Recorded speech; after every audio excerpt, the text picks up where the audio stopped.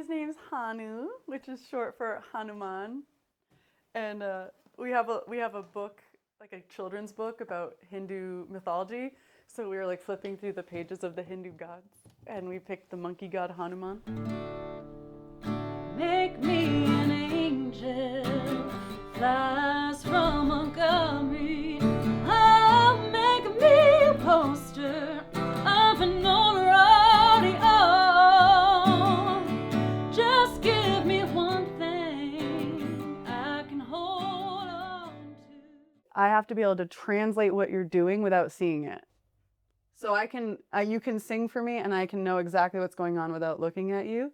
I want to dance with somebody. And that does not sound cool or contemporary, because you have to change the action in the folds themselves, in the registration, not in the placement. The placement's going to come after you fix the folds. Hi, Jamie. Welcome to tTt Music Talk. Thank you so much. So I know of you from the Red Note that you're doing reaction videos to Henry Liu's artist videos. So how did you all starting from there? Well, I didn't have the idea to have a TikTok presence or Instagram presence in China, but a former alumni of Berkeley had the idea that she could help me post videos there.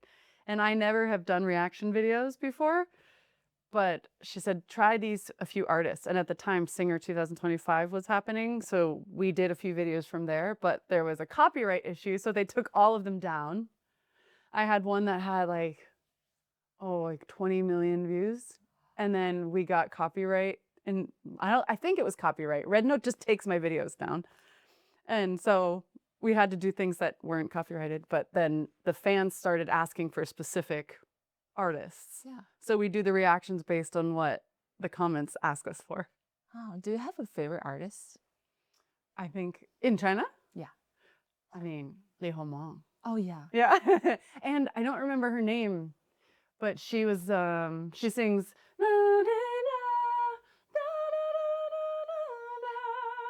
And she's a big belter. And she became a real estate agent. So I think you really are into those stage presence, right? Well, I'm into big voices. Stage presence. I'm into belting. What are some of the factors that you think contributing to this high energy stage presence?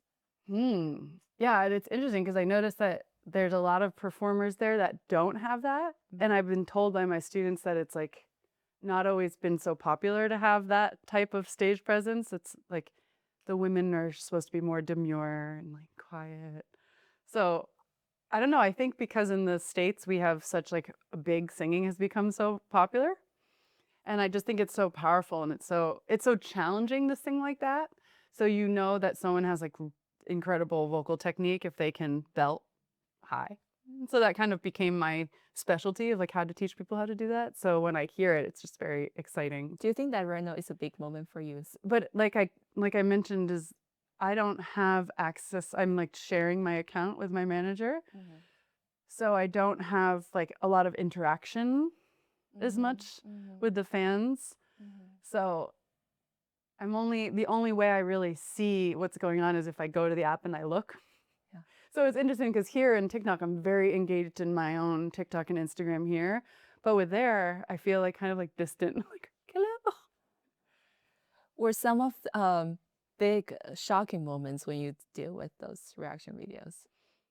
The biggest moment was when we had the most mega viral video of me doing a reaction of Roy Wang. I don't know what his Chinese name is. Wang Yue. Wang Yu. Yeah. Yeah. And so he was a former Berkeley student, and so many comments were asking me to review him. Like hundreds of comments. What about these Berkeley students? What about Roy? And I was like, I don't know who this is. I don't know him. Yeah. So people kept sending me videos. And then when I finally did one, I did an honest critique and, gave some constructive criticism and critiques of the technique. And it went 38 million views. But then I was suspended from Red Note. They took my account down for weeks. And they didn't tell us why. But then, then I found out why. They never told us why, ever. But his fan club came at us. They attacked me, cyber attacked me, my manager, my manager's mother, Oh my God. and they emailed Berkeley 200 emails in one day. 200 emails. And I get a message from my boss being like, we have a problem. Like, what is going on? She has no idea what Douyin is, right? Or Red Note. And so we had to delete the video everywhere. But by that time, someone had made copies of the video. So it's still available like on Bilibili somewhere.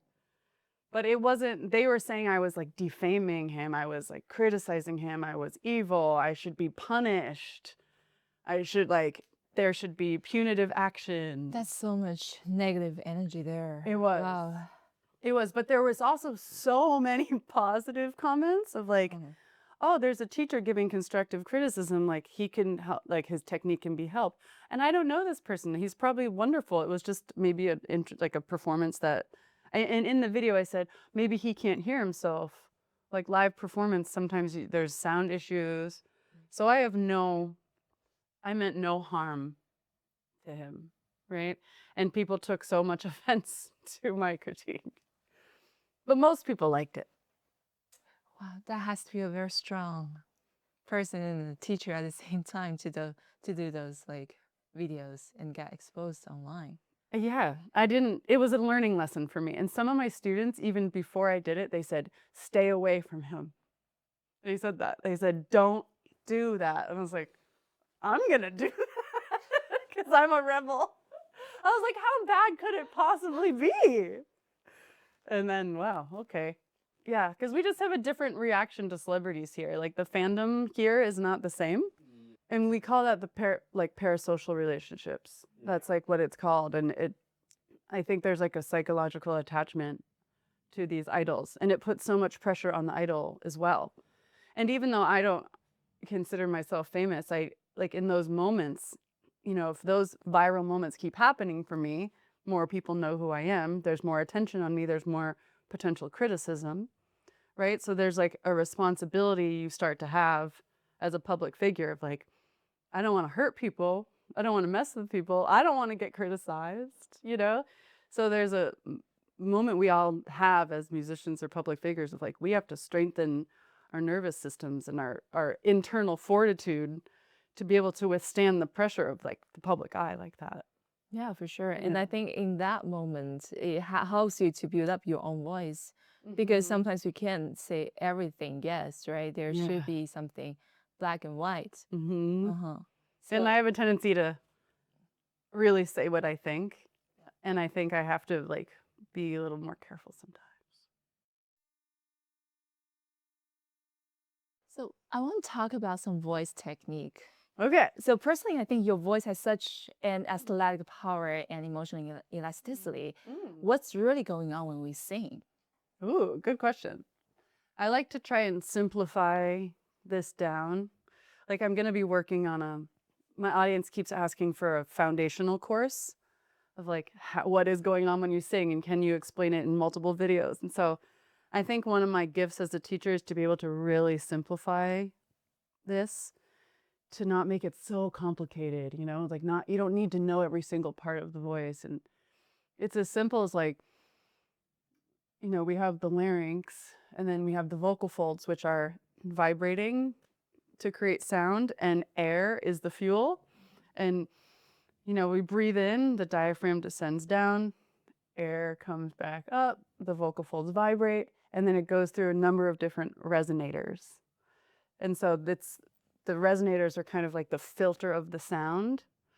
And we're energizing. I talk a lot about, I'm going to try and say it in Chinese, qi. Qi. Exactly. Yeah. Qi. And I talk a lot about that. It's like, yes, there's breath involved, but it's like moving life force. It's an intention. And I think that's something I teach that's very unique to me. And because I see it energetically. And we can talk about like technique and parts, and that's like fine. But at the end of the day, what you're really hearing is energy moving through a function of anatomy, and then vibrating and resonating through these like filters within the body. And like the pharynx, all these different like pharynx that are divided into different spots so you can hear different tones based on where the vibrations are placed. Do you think that from an anatomical standpoint, does the vocal structure differ from different genetic backgrounds? I don't.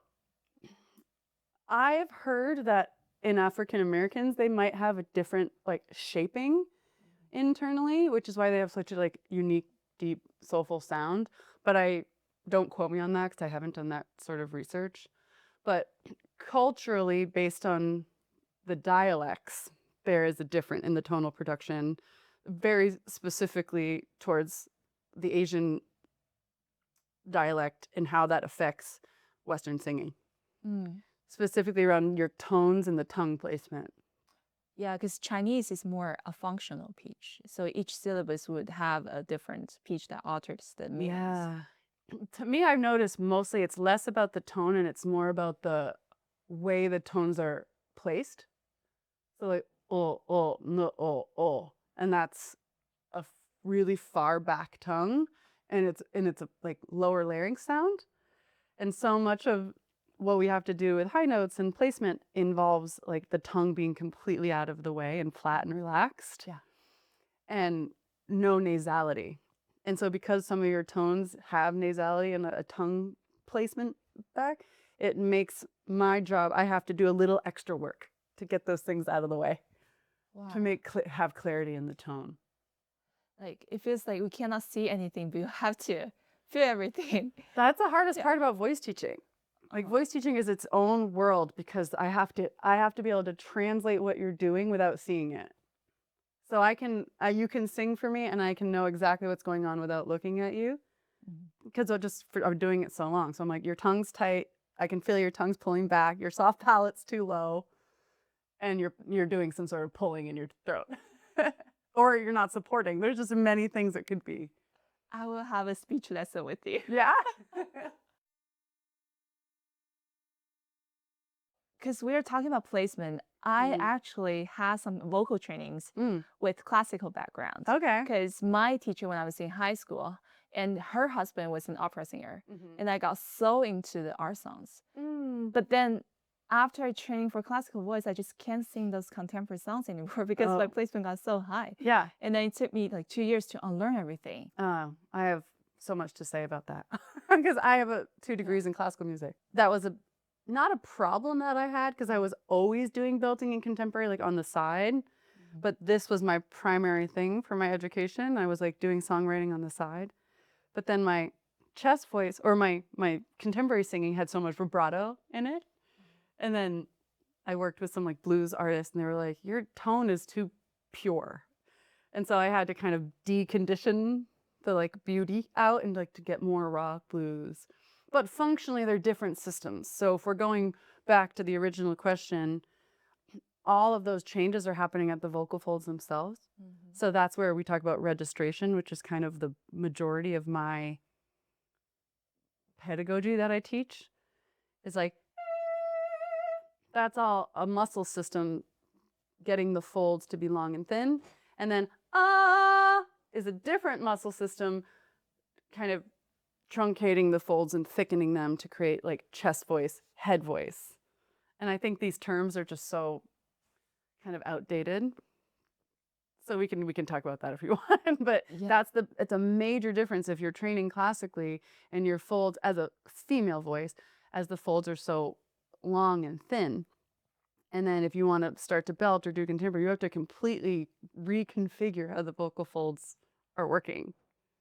I felt like every time my teacher was pushing me, okay, you have to sing to the front. You have to find that little tiny bit of the point. For classical? For the contemporary things. Yeah, but my classical teacher said the same thing.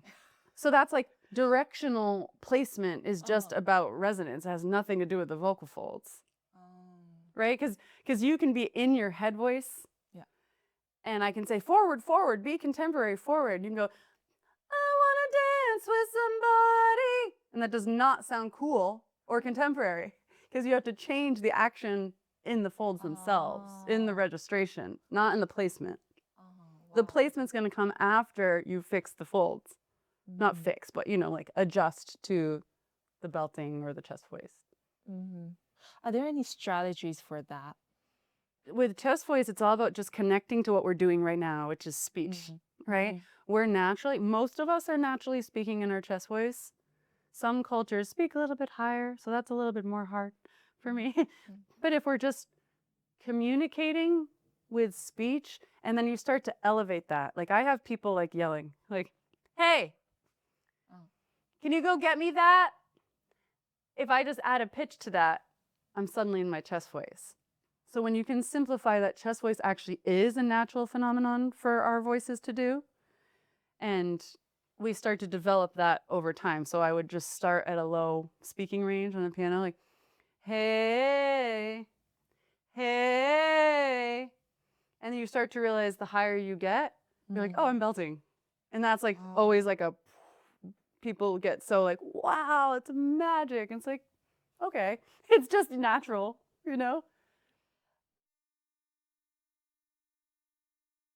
I try to belt, but it's hard for me. And I always crack my sounds, or either I don't have that support. See, and then a lot of people say, okay, then it's your breathing. I'm like, maybe not. Maybe it's the vowel. See, it's like, it's complicated. Because after a certain pitch, you need to start to adjust the vowel. So like, there's like a formants. Have you heard of formants? It's like more of an acoustic term. But there's like acoustical resonance shaping in the vocal tract. So the space needs to change as you ascend higher. So you need to modify the vowel as you get higher. So the primary focus should not be, how much higher pitch I need to belt to, or how much air I need to push through, but like adjusting the vowels constantly is more important. Okay. Because here's the thing about breath. This is like, so many people that teach belting just come from a classical training, and they like have to teach belting because that's what people want, but they never like fully learned the science of it.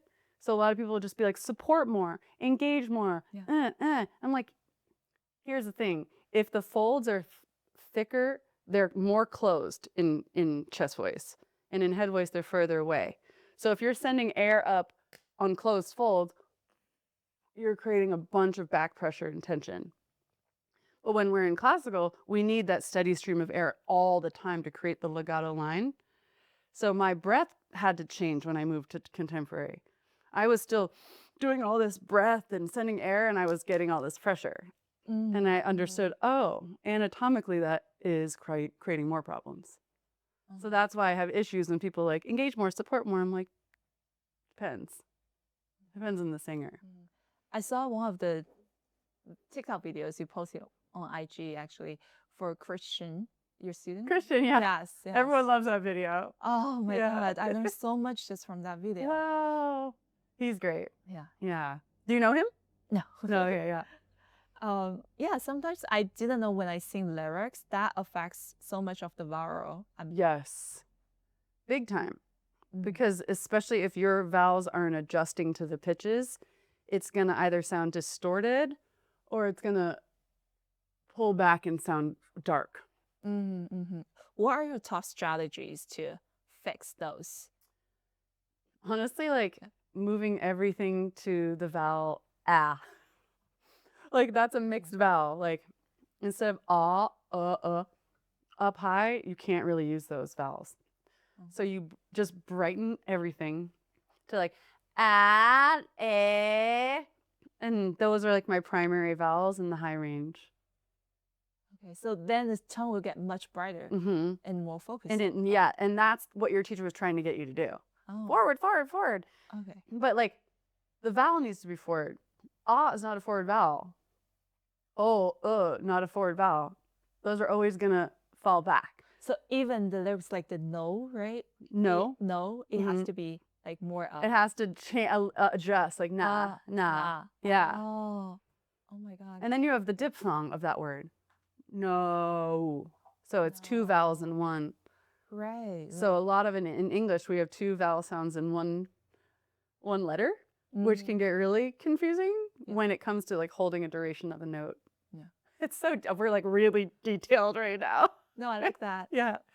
And sometimes you notice there's some strain. A lot of people Yeah. they sing to the belting, but they ended up with nervousness. What is the root cause for that? Because they're bringing their chest voice or that muscle system we talked about, which is called like the thyroarytenoid. So we just say like TA. They're bringing that muscle to the max it can go before you need to start making the adjustments to mix. And so the strain is what you're hearing, is you're hearing the chest voice going to its highest place and it can't go any further. And then in addition to, or also, there can be overly muscling. They don't have the full understanding of the energy flow. So they're creating support, false support with all the muscles around here in the tongue and the throat. Do you think it's a psychological mindset? The strain? Yeah, I think a lot of us strain because we want the sound to be what we hear in our head. So we're like, I want that power. So it's the only way they feel like they know how without learning the proper techniques, which can be confusing because I have to pull their volume back and do a magic trick, which I love to talk about, which is the twang technique to create that brightness and create the illusion of belting when it's actually a mix. So we have to kind of undo that habitual pattern of their pushing. And so there's like a relearning and reconfiguration of everything to stop the strain. Shut off your mind and listen. This is the truth you're missing.